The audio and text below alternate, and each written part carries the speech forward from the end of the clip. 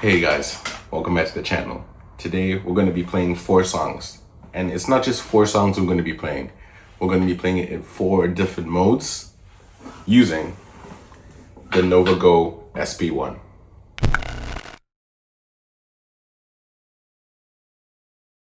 Now, as you already know, the Enya Nova Go is a one-piece full body carbon fiber guitar that's amazing for travel, and it's got the best color in my opinion. Today we're going to be dialed in on the 4 different modes that this guitar comes with. It comes with 4 modes. Right, here's the button. All you need to do is long press and the guitar will turn on. Okay, so we're going to go ahead and do it. Let me move closer. We're going to head and do it in real time. Just long press the button, and the first mode you get is green, which is vocal. Click it the second time, and the next one you get is a blue, which is reverb. Click it the third time, you get a light blue, and this mode is delay. And last but not least, we got the 4th mode, which is in purple, and this is the fusion mode. So in this video today, I'm going to play 4 different songs using the 4 different modes. Let's hear how it sounds.